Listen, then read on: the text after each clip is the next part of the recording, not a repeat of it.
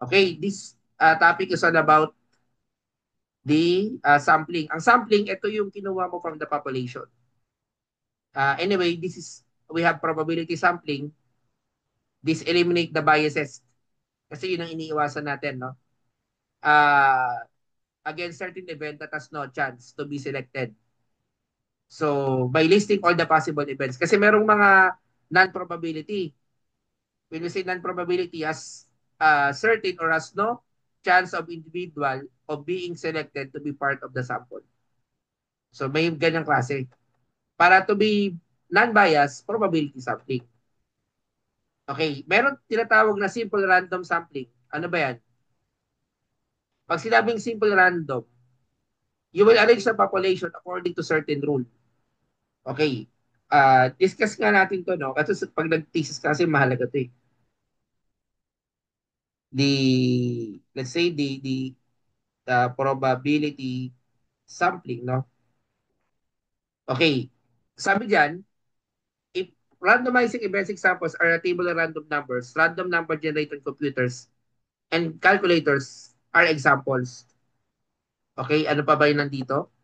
Each event in the population has equal chance of being selected as part of the sample. And that is called simple random. Pero tandaan nyo, pag sinabing probability sampling, where every member of a population has known non-zero chance of being selected. Alam mo, lottery. Lahat kayo may tsansa.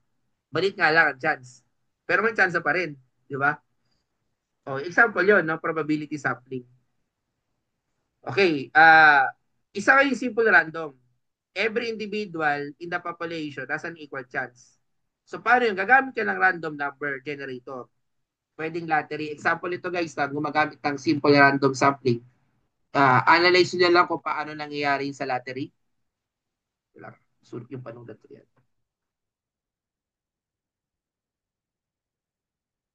Yan. Example yun yung lottery. Ano po ba example nito? Yung number generator. Meron kayong equal chance. Nga lang, sa band ako nananalo kung may equal chance pala. Oo, meron nga. Pero one at a time lang naman kasi yung nananalo.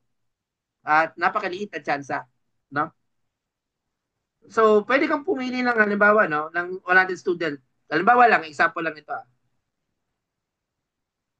Select 100 from 1,000 student. Di ba? Pero dapat, that must be randomly picked. Okay, randomly. Mahalaga to guys, yung randomly. Kasi baka selected. Pag selected, hindi na siya random sampling, no? Okay, may pros siya, syempre biased, pero ang cons, kailangan mo ng complete list ng population. In practical, pag mga masyadong malalaki. Kaya hindi ko masasuggest ang simple random sampling kapag sobrang laki ng iyong uh, population, no? Baba, 'di ba? Kaya hindi po pwede sa survey nagtatanong, "Sir, bakit po hindi na lang i-survey lahat?" That is impractical. Hindi pwede 'yon na lahat i-survey. Talangin kung sino mananalo sa eleksyon. That is impractical. Kaya kukuha ka ng sample, 'di ba? Kaya yan yung mga kasagutan doon. Meron naman tinatawag na ano ba ito? Systematic sampling. Ibig sabihin ng systematic, pipili ka ng tao at regular intervals. Pag kumbaga sa you will just select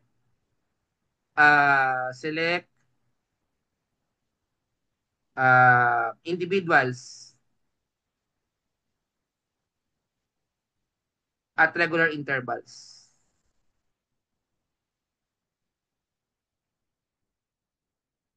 Okay. Example lang ito, no? Example ito, uh, every 10 person, tatawagin ko para magsagot. O, di ba? From the class list.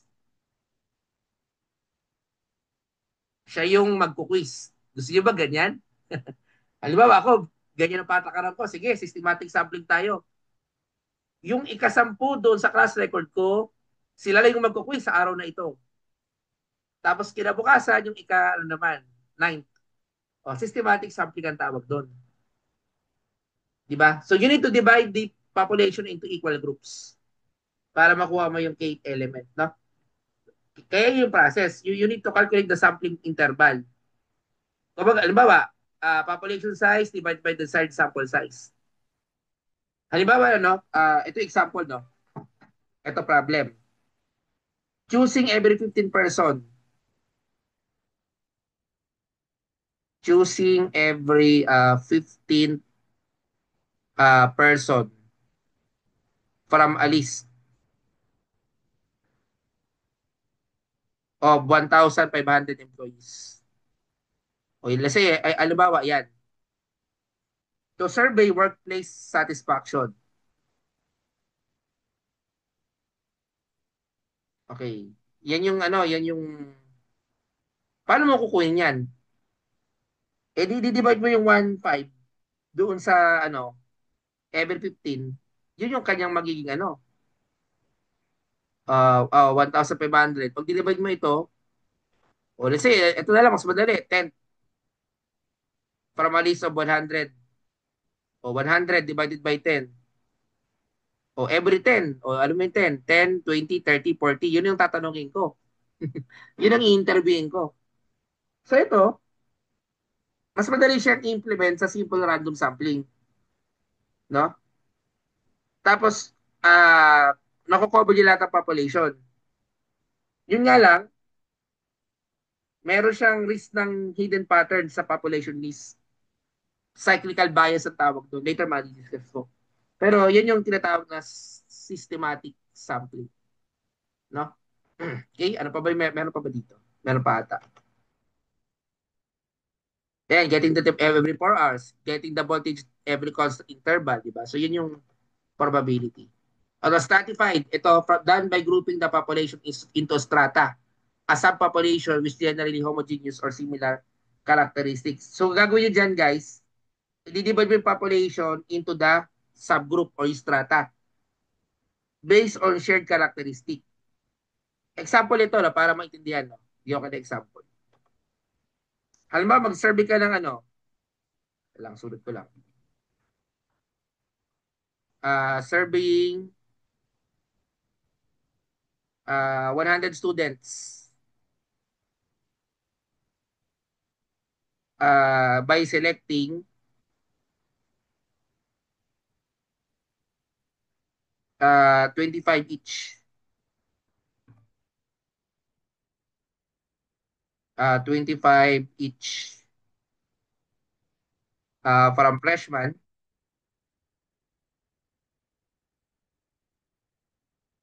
Alba, sophomore, yung sa junior high, ano ba yung, ano yung pangatlo? Junior, no? And senior. Junior. N-I-O-R, no? And senior, strata. So, paano gagawin natin, no? Sabi dito, we need to divide the population into subgroups. Yung subgroups na yon, strata ang tawag. So, yung na-divide ko sa subgroups, strata na ang tawag dito. No? Kaya dito, nakakolect tayo kasi kung titira mo, may 100 ka divided by 4, naging 25. So, may tagna 25. Freshman, sophomore, di ba? Each. So, dito, nakukuha natin yung representation of all subgroup. Equal. Gusto mo, sandang students. Kuha ka lang 20 to 25. Stratified sampling ang tawag doon. Pero kinakailangan mo dyan ng knowledge of the population characteristic. Pero medyo time consuming. Pero sa tingin ko, maganda to. No, yung stratified sampling. Okay, ano pa ba yung mga nandito? Yan pa ata. Okay, so let's continue. After divide the population, ayan, is perform each stratum. Ayan, okay, na-discuss ko na. Okay, so halimbawa ito sa stratified, no? A survey to find out if families living in a certain city are in favor of construction of manufacturing plant.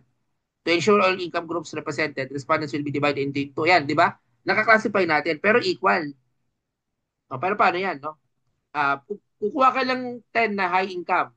Sigurado kayo, nasa high income kayo. Tama ba? Ilan lang kaming nasa low income. Konti lang kami. So magsisiksikan kayo. Eh ang kailangan ko lang, halimbawa, sa 50, 25, sigurado magsisiksikan kayo kasi more than 25 ang high income sa inyo.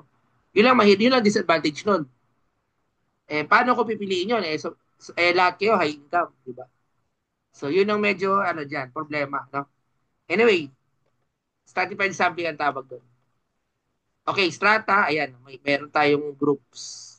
Inatid na natin. Okay, gumamit tayo ng 5% margin of error. How many families? Ito guys, importante ito, yung Sloven's formula. Ginagamit ko ito sa pagkuha ng number of samples. Pag sinabing number of samples, ilan ba yung, ito yung usually na tanong eh. Pag mag-survey ka, ilan ba yung kukunin ko? Ilan ba yung sasurveyin ko? Gagamit ka ng formula. We can use the Slovene. Isang para malamin mo yung magiging basis mo. Tapos stratified sampling ang gagamitin natin. N is equivalent to N, 1 over N E squared. Yung N natin, yun yung total population. Di ba? So kapag kinuha natin yan, ilan ba yung gusto natin na isample? Yung E is exponent. Tapos, kukunin mo yung 5% niyan. No? Yun na yung magiging kumbaga meron kang 5% margin of error. Okay? So, kung ba, kung 5,000 ka, okay, ilan yung kukunin mo na sa survey? So, gagamitin mo yung formula niyan. Okay? So, sana maliwalag yung parte. No?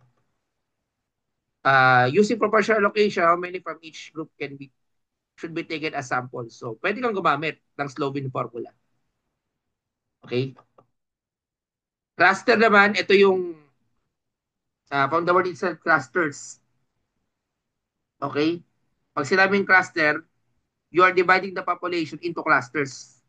Or pwedeng geographic siya, organizational. Although randomly selected, di ba?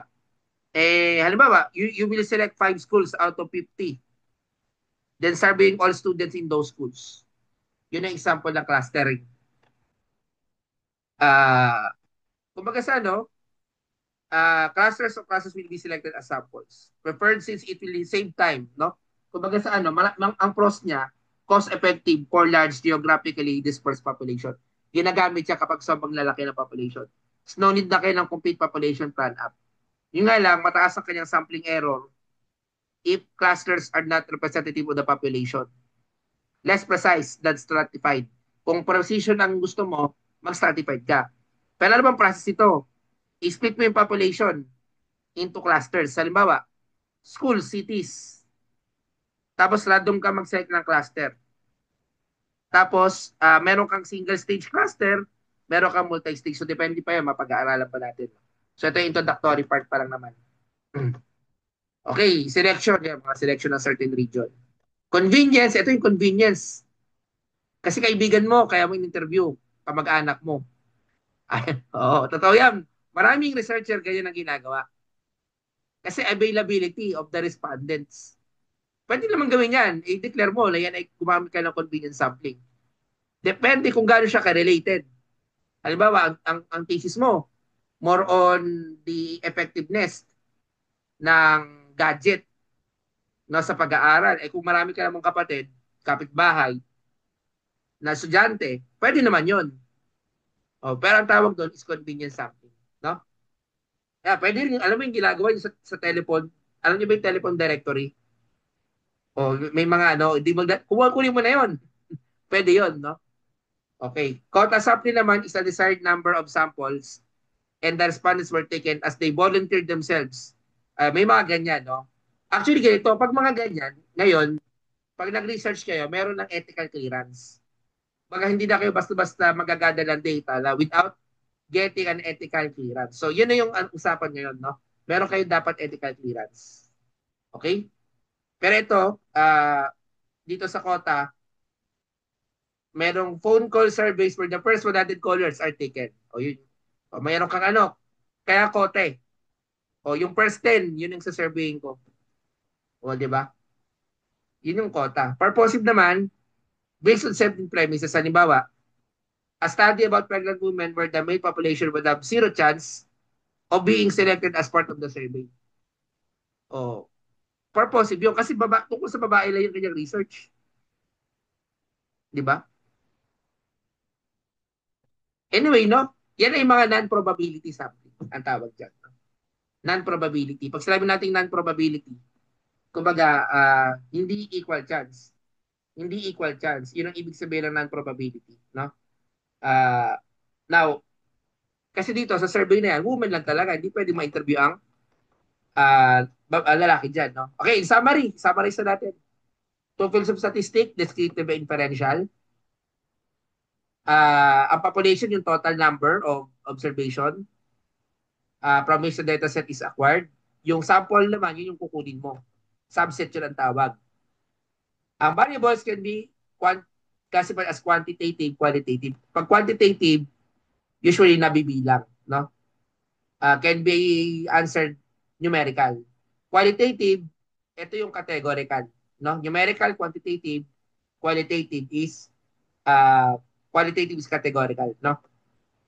Nominal, ang nominal, sabi ko nga kanina, paano natin malalaman na nominal, kanina na-discuss na natin, no, yung tinatawag na ano, no, kapag sinabi nating